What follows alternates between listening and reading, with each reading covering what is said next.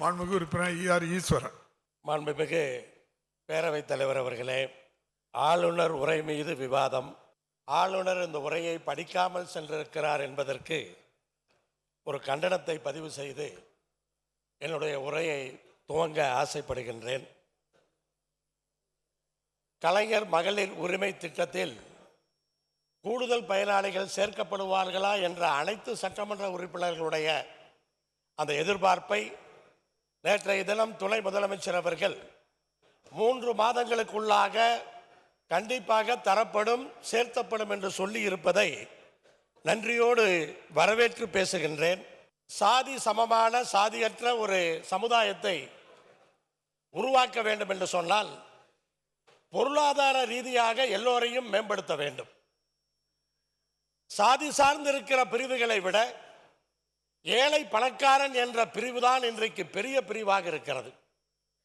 அதை புரிந்து கொண்டுதான் முதலமைச்சர் தனி மனிதனுடைய பொருளாதாரத்தை முன்னேற்றுவதற்கு பல்வேறு திட்டங்களை இன்றைக்கு நிறைவேற்றிக் கொண்டிருக்கிறார்.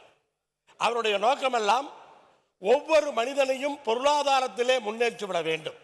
கோவை புறக்கணிக்கப்படுகிறது என்று பேசுகின்ற அந்த நேரத்திலே கோவைக்கு பல்வேறு திட்டங்களை நம்முடைய முதலமைச்சர் அவர்கள் அறிவித்து அவற்றை செயல்படுத்திக் கொண்டிருக்கிறார். அவிநாசி சாலையில் இருக்கிற மேம்பாலத்தை அங்கே நீலம்பூர் வரை நீட்டிக்க வேண்டும் என்ற கோரிக்கையை ஏற்று 600 கோடி ரூபாய் ஒதுக்கி அந்த பாலத்தை நீட்டி இருக்கிறார். மிகப்பெரிய போக்குவரத்து நெரிசலை தீர்க்கக்கூடிய திட்டம் அந்த திட்டம். 3 மில்லியன் சதுர அடியிலே ஐடி பார்க், 30 லட்சம் சதுர அடியிலே ஐடி பார்க் மாண்புமிகு முதலமைச்சர் அவர்கள் கோயம்புத்தூருக்கு அறிவித்திருக்கிறார்.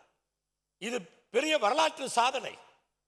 அதே போல பார்த்தீர்கள் என்று சொன்னால் தந்தை பெரியார் பெயரிலே நூலகம், அதையும் கோவைக்கு இன்றைக்கு அடிக்கல் நாட்டி இருக்கிறார். ஆயிரக்கணக்கான கோடிகளை ஒதுக்கி கோவை மாநகரத்தினுடைய கட்டமைப்புகளை மேம்படுத்துகிற அந்த திட்டங்களை எல்லாம் இன்றைக்கு அறிவித்திருக்கிறார். அது செயல்பட்டு கொண்டிருக்கிறது. அதே சமயத்திலே கோவைக்கு இன்றைக்கு ஒரு பெரிய பாட்டில் நெக்காக இருக்கிற சாலை என்று சொன்னால் எல்என்டி பைபாஸ். முதலமைச்சருக்கும் தெரியும், அமைச்சருக்கும் தெரியும். அந்த எல்என்டி பைபாஸ் இருவழி சாலையாக இருக்கிறது மதுக்கரை வரை. ஆனால் அந்த எல்என்டி சாலையை 4 வழி சாலையாக கண்டிப்பாக மாற்ற வேண்டும். இஎஸ்ஐ மருத்துவமனை இருக்கிறது, 25 ஏக்கர் நிலம் அங்கே இருக்கிறது. 25 ஏக்கர் நிலம் அதை ஏதாவது பயன்படுத்தி இன்னொரு அரசு மருத்துவமனையாக அதை ஏதாவது வகையில் விரிவாக்கம் செய்ய முடியுமா? ஏன்னா மாநகரத்தினுடைய மத்தியில் இருக்கிறது, அதை செய்ய வேண்டும்.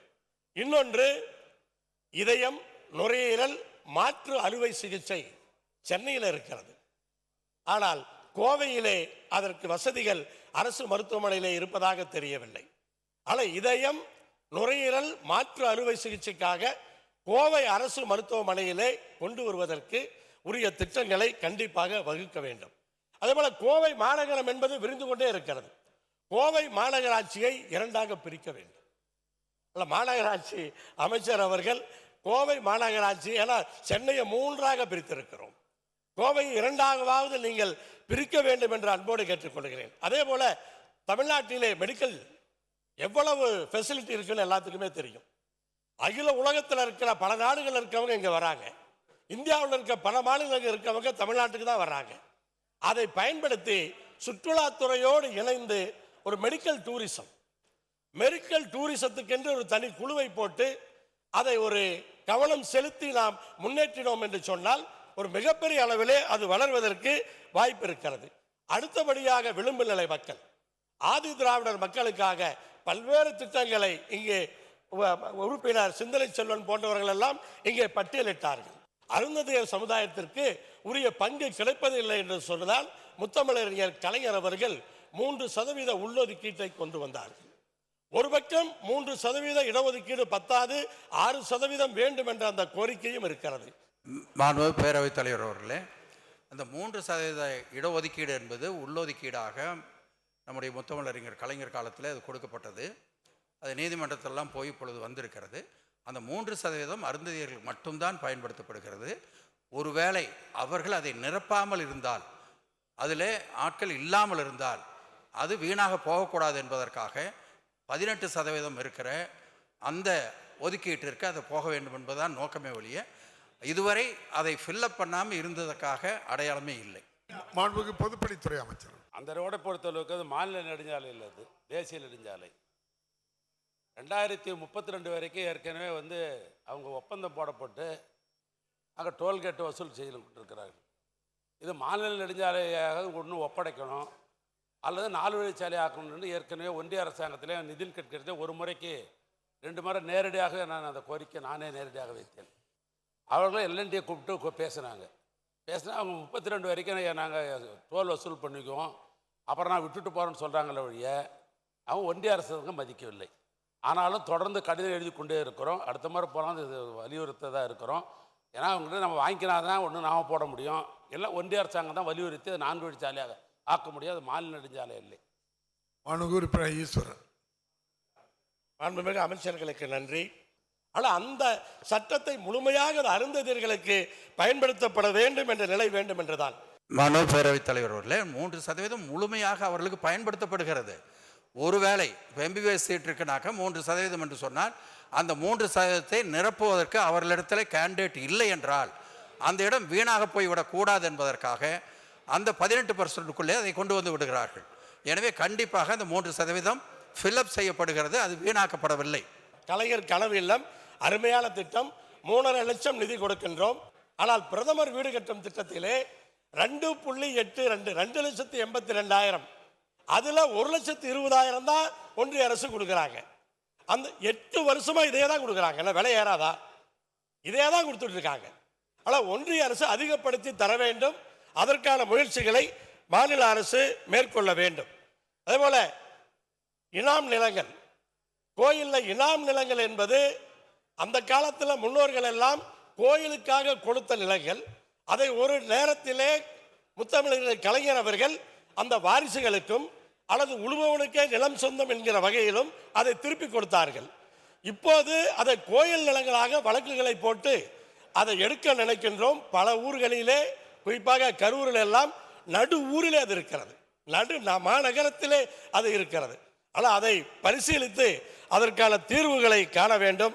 அதே போல வேளாண்மை துறையை வளர்த்துவதற்காக பல்வேறு முயற்சிகள் இன்றைக்கு செய்யப்பட்டு இருக்கிறது, பல்வேறு திட்டங்கள் அறிவிக்கப்பட்டிருக்கிறது. ஒன்றே ஒன்று கேட்கின்றேன், விவசாயிகளை வாழ வைக்கும் என்று சொன்னால் பால் விலையை ஒரு 50 ரூபாய் ஆக்குங்கள், விவசாயிகள் வாழ்ந்து கொள்வார்கள். இன்றைக்கு பொள்ளாச்சியில, கிணத்துக்கடவுல, சூலூர் தொகுதியிலும் பல்வேறு கிராமங்களிலே இன்றைக்கு NEPC நிலம் இருக்கிறது. அந்த NEPC நிலத்தை ஒட்டி நிலத்தை சிப்காட்டுக்காக எடுக்கிறார்கள் என்ற பேச்சு அந்த பகுதியில் வந்திருக்கிறது. NEPC நிறுவனம் 1990களில் நிலங்களை வாங்குறது தமிழ்நாடுல காற்றாலை மின்சாரம் அமைப்பதற்காக. அதில் கிட்டத்தட்ட 2000 ஏக்கர் வாங்குறாங்க. அதில் கோவை பகுதியில், ஏன்னா அந்த இடத்துல ஒரு நல்ல விண்டால் நல்லா இருக்கிறதுனால கோவை பகுதியில் ஒரு 1003 ஏக்கர் வாங்குறாங்க. அதற்கு பிறகு அவர்கள் நில உச்சவரம்பு சட்டத்துக்கு கீழே அந்த வாங்கின நிலங்கள் செல்லாது என்று ஒரு உத்தரவு 98ல் வருதுங்க. 98ல் வரது பிறகு இவங்க கோர்ட்டுக்கு போகிறாங்க. இப்போ 19/6/2024 கோர்ட்டில் ஒரு ஆர்டர் வருதுங்க. அந்த ஆர்டரில் இந்த அரசாங்கம் இந்த நிலங்களை எடுத்துக்கலாம் அப்படின்னு கோர்ட் ஆர்டர் வருது. ஸோ அரசாங்கம் இந்த நிலத்தை எடுக்கலான்றவுடனே அரசாங்கம் எந்தெந்த நிலங்கள் பார்ப்பதற்காக அங்கே அரசு நிலங்களை ஆராய்ச்சி செய்கிறது. அதற்குள்ளாக இது விவசாய நிலங்களை எடுப்பதை போலவும் அங்கே இருக்கிற விவசாயிகளுக்கு பெரிய பாதிப்பு வர போதும் ஒரு பொருளை அங்கே கிளப்பி விடப்பட்டு இருக்கிறது. இதில் அரசியல் ஆதாயம் இருப்பதாக தெரிகிறது.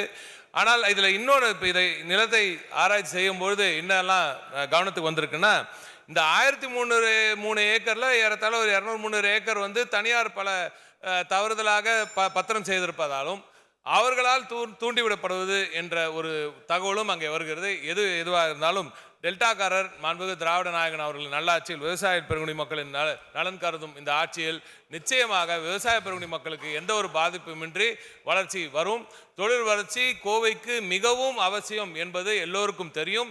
இந்த இடத்துல ஒரு நிறுவனத்தின் இடத்தை எடுப்பதற்கு யாருக்கு எந்த பிரச்சனையும் இல்லை. எனவே எந்த பாதிப்பும் இல்லாமல் நிச்சயமாக இந்த பிரச்சனைக்கு தீர்வு காணப்படும் என்று தங்கள் வாயிலாக அறிவித்தார். புலம்பெயர் தமிழர்கள், குறிப்பாக மலேசிய தமிழர்கள், அவர்களுடைய அந்த வரலாறு, எப்படி அவர்கள் அங்கே போனார்கள், எப்படி முன்னேறினார்கள் என்பதை தமிழக பாட புத்தகத்திலே வைக்க வேண்டும் என்று ஆசைப்படுகிறார்கள். நானும் வேல்முருகன் அவர்களும் விடுதலை சிறுத்தைகள் கட்சி தலைவர் தொல் திருமாவளவன் அவர்கள் 3 பேரும் சென்ற வாரம் மலேசியா சென்றிருந்த பொழுது அந்த மக்கள் அந்த கோரிக்கையை வைக்கின்றார்கள். அதனால கண்டிப்பாக அந்த பாடப்புத்தகத்தில் புலம்பெயர் தமிழர்களுடைய எப்படி அந்த நாட்டுக்கு போனாங்க, எப்படி அவங்க இன்னைக்கு முன்னேறி இருக்காங்க, அந்த வரலாறுகளை வைக்க வேண்டும் என்ற நன்றி, நன்றி. அவர்களுக்கு நன்றி தெரிவித்து விடைபெறுகிறேன். நன்றி, வணக்கம்.